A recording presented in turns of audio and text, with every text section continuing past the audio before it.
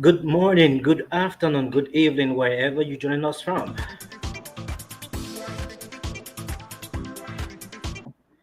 And a pleasant welcome to another edition of the program Real Talk Liberia on Image TV.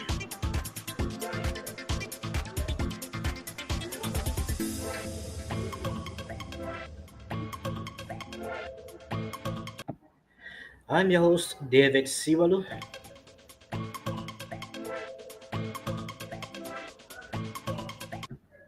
and this program comes to you weekly at 12 o'clock p.m. I would like to apologize to you for coming a little bit late as it was due to some technical problems.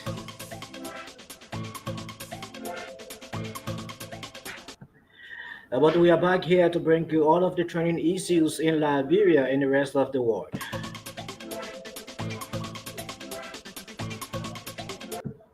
So wherever you are, however you're joining us, this is how I'd like to welcome you to another edition of the program Real Talk Liberia with me, David Siolu.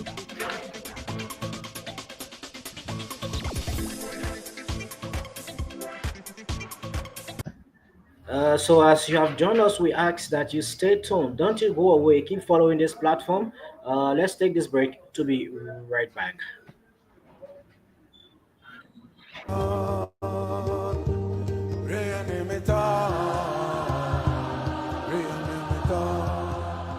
Si tu me laisses la Tchétchénie, moi je te laisse l'Arménie. Si tu me laisses l'Afghanistan, moi je te laisse le Pakistan. Si tu ne quittes pas Haïti, moi je t'embarque pour Bangui. Si tu m'aides à bombarder l'Irak, moi je t'arrange le Kurdistan. Ils ont partagé le monde. Rien ne m'étonne, rien ne m'étonne, rien ne m'étonne. Ils ont partagé le monde, aïe aïe aïe. Rien ne m'étonne, rien ne m'étonne, rien ne m'étonne. Si tu me laisses l'uranium, moi je te laisse l'aluminium. Si tu me laisses tes gisements, moi je t'aide à chasser les talibans. Si tu me donnes beaucoup de blé, moi je fais la guerre à tes côtés. Si tu me laisses extraire ton or, moi je t'aide à mettre le général dehors. Ils ont partagé le monde, rien ne m'étonne. Yes, indeed, they have shared the world.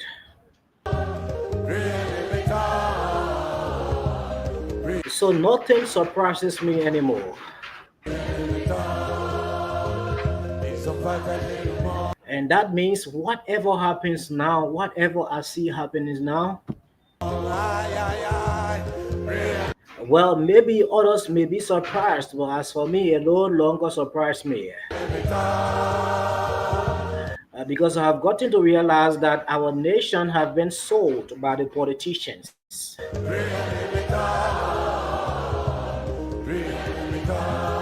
So wherever you are, folks, however you're joining this platform, a pleasant welcome to another edition of the program Real Talk Liberia.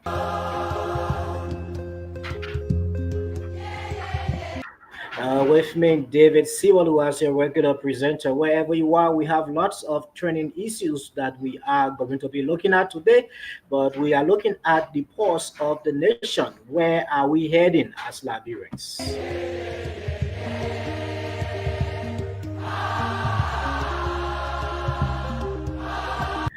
Is it going to be every day same story, or we are about to make some changes?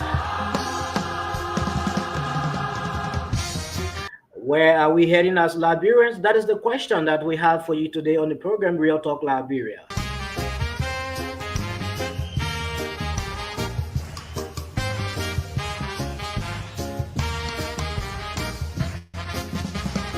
Ils ont partagé Africa sans nous consulter. Ils s'étonnent que nous soyons désunis. So as you follow this platform, I just hope that you are good in health and with a sound mind, thinking about doing something positive, or doing something positive that will benefit you or the nation Liberia at large. Une partie de l'Empire mandin se For this too is Mama Liberia, and all we need are positive thinkers, people with positive thinking that can move our nation forward. trouva chez les Wallafs. Une partie So a pleasant welcome to the program Real Talk Liberia with me, David. Let's have ourselves a wonderful time. Stay tuned and don't you go away. de l'Empire aussi se trouva dans le Ghana. Une partie de l'Empire Soussou se trouva dans l'Empire mandin. Une partie de l'Empire mandin se trouva chez les Mossi. Ils ont partagé maman, maman, maman, maman, maman, maman, maman, Africa. Ils ont partagé le monde. Tous les États, les États. Ils ont partagé le monde. Aïe, aïe, aïe. Les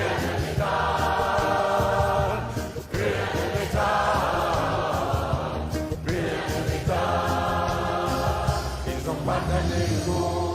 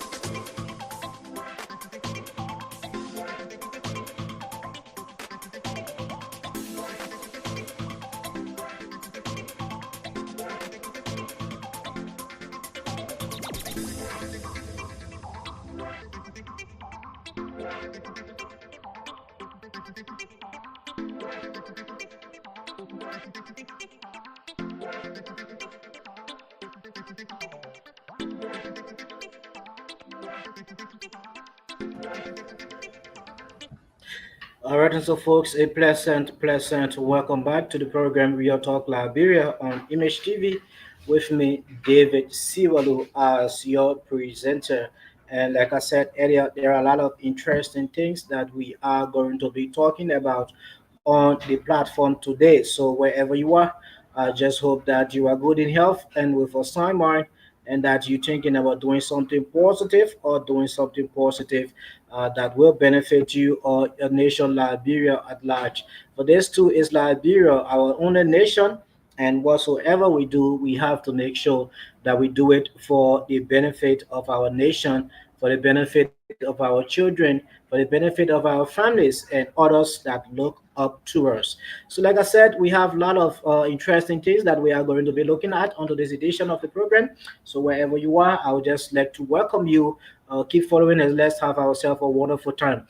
Now, this is Real Talk Liberia, your trusted source for truth, your trusted source for contest, and your trusted source for conversation. And I am your host, David, and today's edition of the program is packed with a lot of headlines, major stories that we have had going around the country, which has to do with political shift, which has to do with civic concern, and they are all shaping our nation.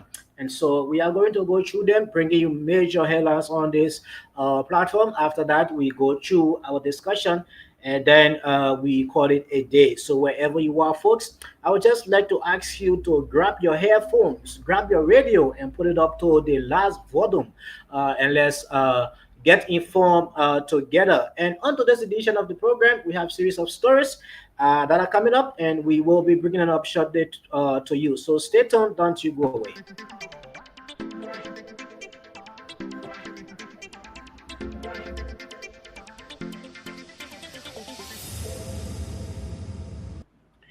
And as we are all aware today, Max, the ceremony leading to the reburial of former President Tobot that was slain in the country. And we have seen a lot of mixed views coming up in the country. People are saying a whole lot of things that, well, have the rescue government now put all of their focus on reburying people that have died? Are they no longer working towards development of the country, towards providing job for citizens in the country? They no longer focusing on the bread and butter issues of the country. They only focusing now on burying dead people. Well, that's the question that they are coming from citizens, scores of citizens, majority of whom are oppositions. They are making these remarks, but also supporters of the rescue mission have also come up with their own response and saying that, well, you guys should stop talking for nothing. All of these noise you are making are for nothing noise. Why? Because the president, doing some of his promises, said that he was going to make sure that Liberia becomes a reconciled government, a reconciled nation. And this is just the process that he has started by reburying presidents who were killed, who were not buried. And so this is the process of reconciling the country. So they are saying to the opposition, you guys need to shut up and have something else to do or something else to say, because this is not making any sense. This is not holding any water. Because if you listen to our campaign promises, we promise to reconcile the country, and this is just what we are doing. So we ask that you guys watch us and see us doing this, because you people had the time. You people had the time to reconcile the country, but instead of reconciling the country, you people chose to enrich yourself. So we ask you people now to just shut up and watch us do what we are doing. That is the response from the rescue government to the opposition community criticizing the recent process that we have seen, the reburying firstly of former President Doe, and now we are seeing the same process carrying on by the government again on former President Tobot, which are now bringing mixed view from the opposition government. And then the rescue mission team have responded to it, and that is their response. What do you think about this? What is your own take on this whole matter? Well, leave it in the comment section as we will be back to respond to you.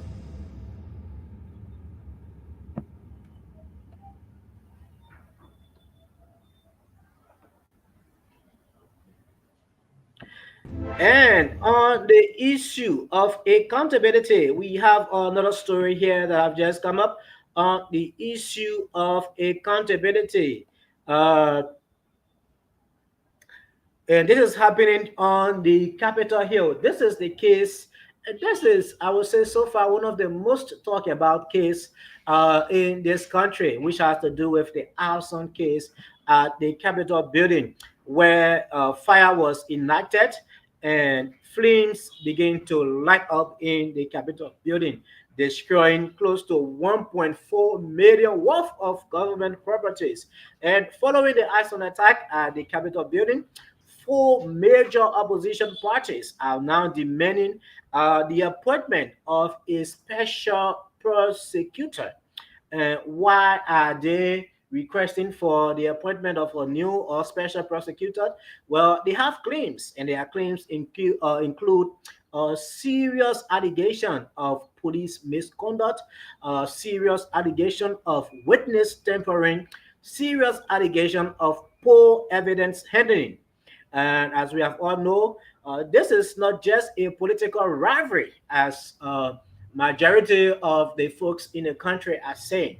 Most of the citizens, including the opposition community and that of the imposition community, are now considering this to be a political rivalry. But what we would like to say on this platform today, this is more than that. This is more than a political game. This is about trust in our justice system. You know, when a fire damage a national symbol of democracy, the nation deserves a transparent and independent investigation. So we are calling on both the government and that of the opposition political parties. We understand your cry. We understand your plight. We know the frustration, the pain that you are feeling. But what we want to say to you today is that this thing is not just about a political rivalry where opposition against imposition. No, this is about us testing our justice system. And not just being that, this is about holding people accountable for destroying a national symbol of democracy. So if a precedent is not set, it means definitely we are giving way for others to come and do the same.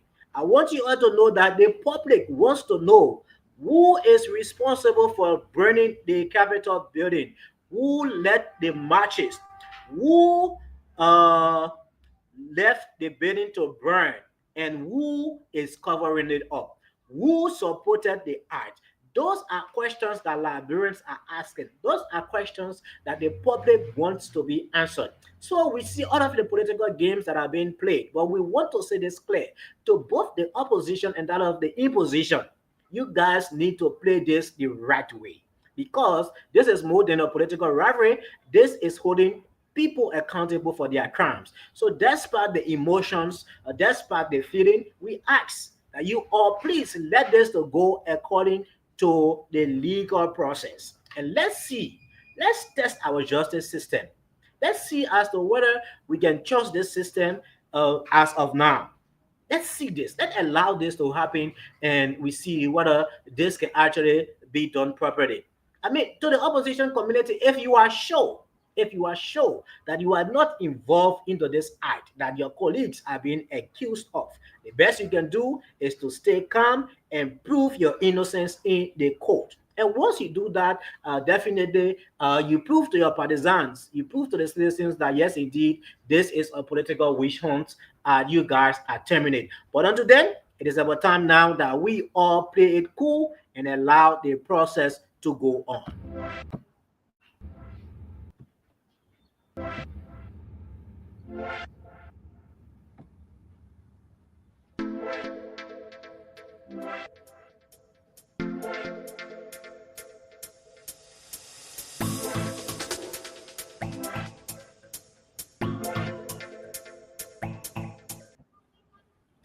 And another interesting story we have following here today on the program Real Talk Liberia is this one is a political alignment in Lofa County where Deputy Speaker Thomas Fala backs the Bwaka's administration.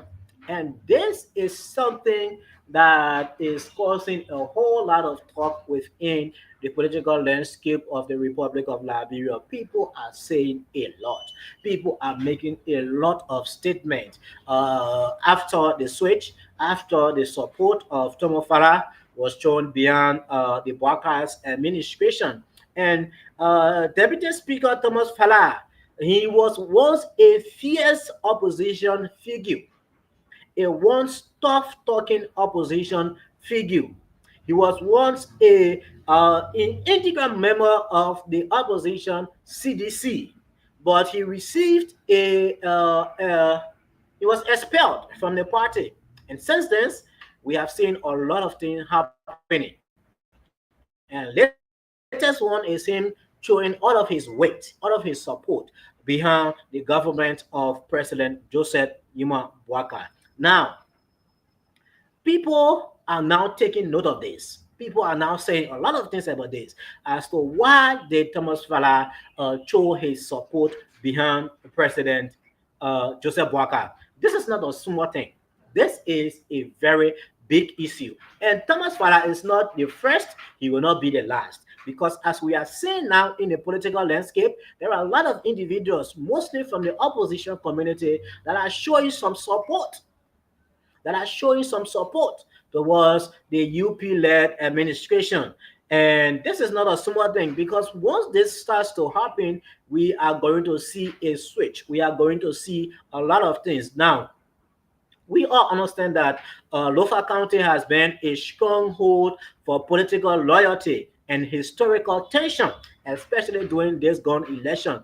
We saw what happened in Lofa. People got killed, property got damaged, people got wounded because there were two parties that were opposing each other.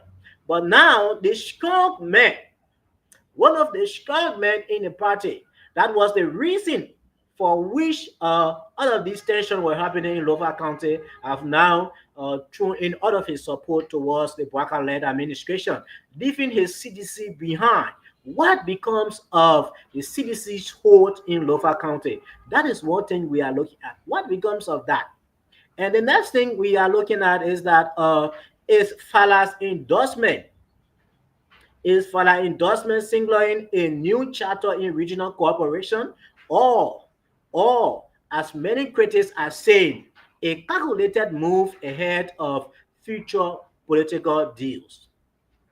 Is this support that Thomas Farah showing behind the UP-led government is a sign of regional cooperation? That is, I'm from Lofa, the president from Lofa, so it's best that we collaborate and make our nation a great one. Or is this support a way through which Mr. Falah, Deputy Speaker Falah, could get more political deal in this government? Well, that is up to you. You can have your say on that in the comment section. And we would like to know, as always in Liberia, this is something that we see happening. Alliances are involved. But you, the people, will always remain the judge. And what I would want to say on this platform today is that as you are judging these politicians, as you are judging these individuals, what I want you to focus more on is the action. What are they doing to make Liberia great? What are they doing to make your nation a better one? And I will advise you to stop focusing on the speeches. These people are good with announcements. These people are good with speeches. What you should focus on is what are they doing to benefit the nation? What are they doing to benefit your county? What are they doing to benefit your district? That is what your focus should be on, and not the speeches they are making or the $5 or $10 that they can give you to put in your pocket and say go and protest. That is not what you should be focusing on at this time. Focus on the action. What are they doing to benefit the nation? That's it. Well, from Lofa County and Thomas Fala, let's move on to the next.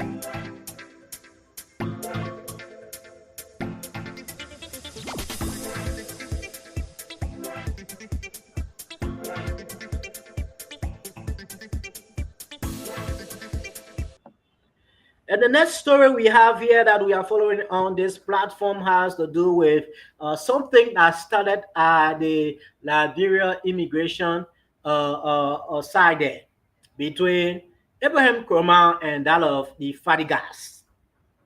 And what we are seeing going on now, the amount of tension, the amount of attacks, both physical and verbal, that we are seeing in this Fadigas and the Kroman case, we think that there is a need that if the government cannot get themselves involved, let the religious community get themselves involved into this. We don't want this to continue before at the end we start to see things that we do not want to see. People going now attacking each other at entertainment centers, at food centers, and this is getting on the increase. There is a need now that something be done about this. We understand that, well, Hussein Fadiga was arrested. Why? Because according to a court, he failed to follow a legal process wherein he was asked, he is being sued for libel in the tune of $1.6 million. And he was detained but released in a matter of hours. Now, when folks started to raise concern, the court said that Fadiga's release was in line with legal procedures. But the case continued to raise eyebrows on what we are seeing. And why is this case raising eyebrows? That is something that we want to look at. It is raising eyebrows and it is catching the attention of individuals because of the physical attacks now that are going on. It have left from verbal attacks to physical attacks. We have seen series of videos wherein AB Command is launching an attack against the Fadigas. And that is where we are a bit concerned about why will Command stoop so low. You file a case, and this case is ongoing. Why are you going around town now attacking those individuals? Should you be doing this? Should you be doing this? Now, this case, as we see it, is another test. This case is another test for the freedom of expression and journalistic integrity. Why? Because this freedom of expression act that was passed, a lot of individuals are actually misusing it. Not because it said that you have freedom to express yourself, you have freedom to speak. It means that you should speak in any manner and form that you think you can speak. There are times that you should watch how you speak to people. There are times you should watch how you address issues. There are times you should watch how you address people, information you speak against people, information you say or you give against another person. You have to make sure that those information are factual, those information are true. Because if they are not, definitely legal procedure, you will have to go through it. Legal action will be taken against you. And in this matter of legal consequence, we have gotten a lot of misview. And for many Liberians, this is another test for our justice system and to get to have more clarity on this freedom of expression law. This is an opportunity for us to get more clarity on it. So people can get to know what are their rights and what they should not be doing.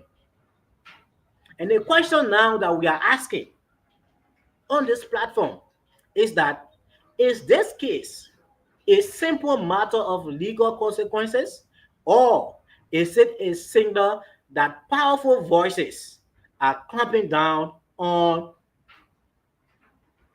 those who abuse power? Well, as the story unfolds, one thing is clear, that Liberia must walk the line between justice and press freedom very carefully. Liberia must walk. Liberia must walk the line between justice and press freedom very carefully, because it is about time now that we see some legal action being taken against people who are violating this whole press freedom thing. Though you have the freedom to express yourself, but there are manner and form through which you should express yourself. You also have your responsibility to protect that freedom of expression, not to misuse it. So there is a need that this case go through, and there is a need that we see the outcome of this case so that we can understand more things about this whole issues of the freedom of expression. Well, that's it for the Fadigas and Cloma, and we move on to the next story.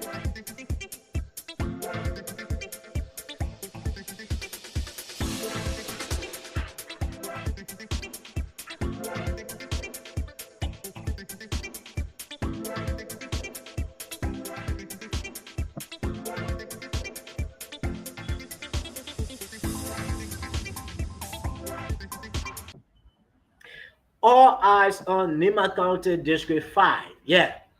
As Nima heads to another by-election, all eyes have now been placed on the county, most especially District number 5, where election season is knocking and Nima is on the move.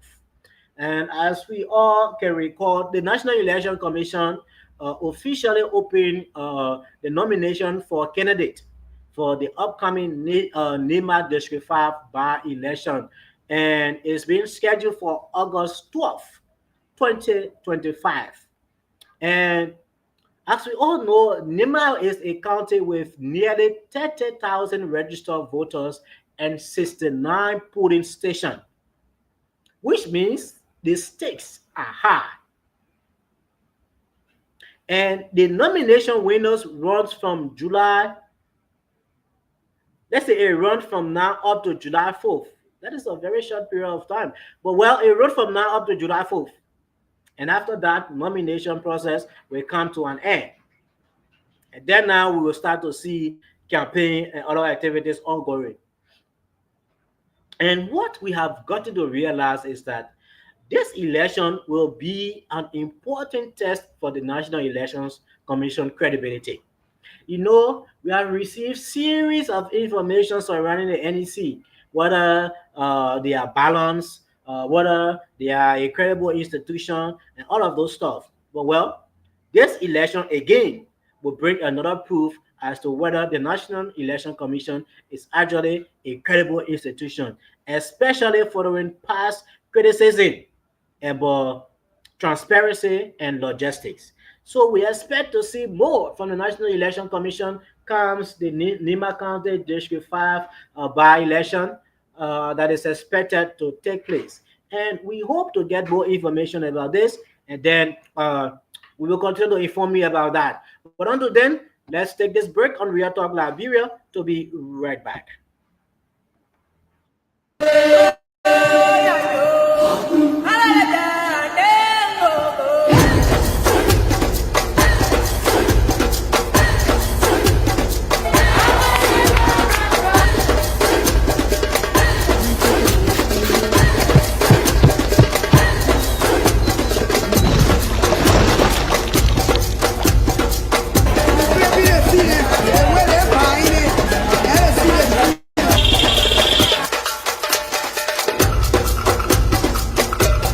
Happy Vianney.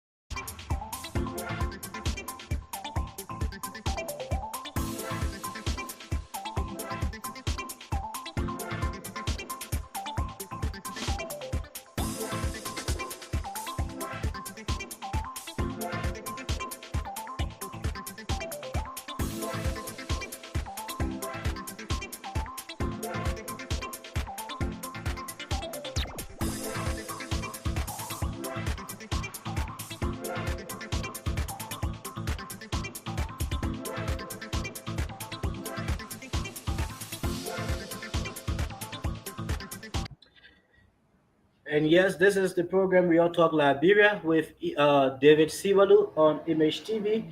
And we will be closing with this story, which is about the suspension of the issuance of the national ID card. Yeah, this is right.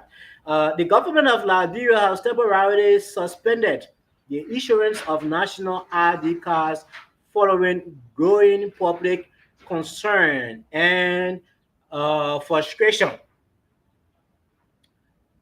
The government of Liberia and through the Central Bank of Liberia and the National Identification Registry have now instructed banks to relax the national ID card requirements for financial transaction until the situation is resolved.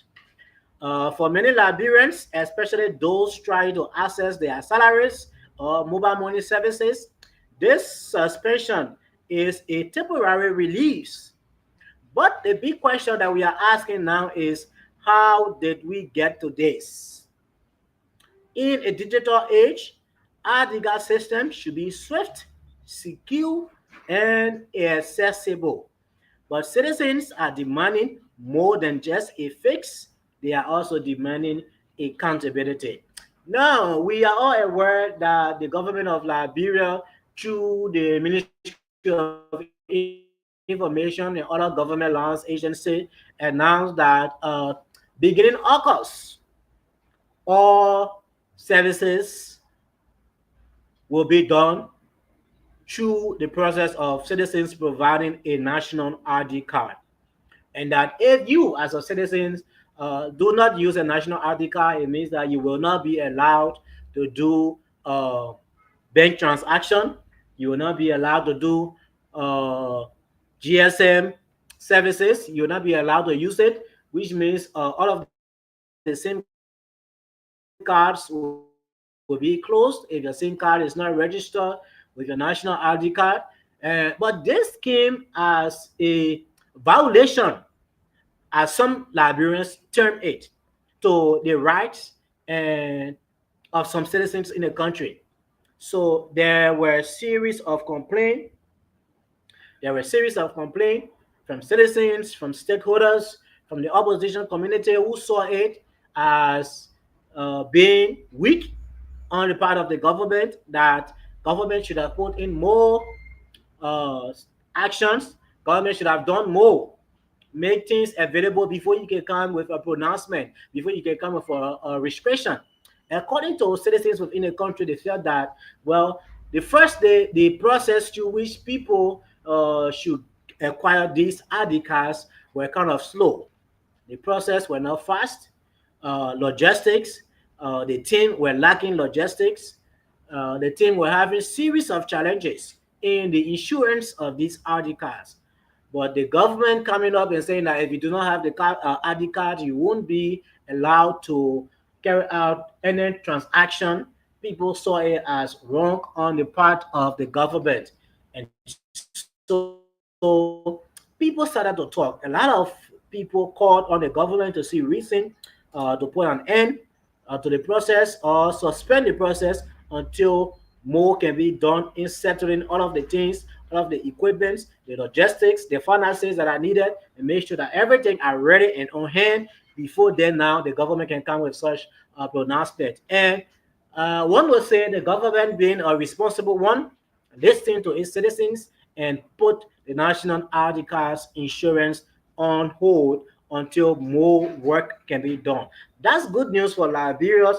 That's good news for the citizens. And we hope that the government can work on more modalities on the insurance of these ID cards before they can come up again with this pronouncement.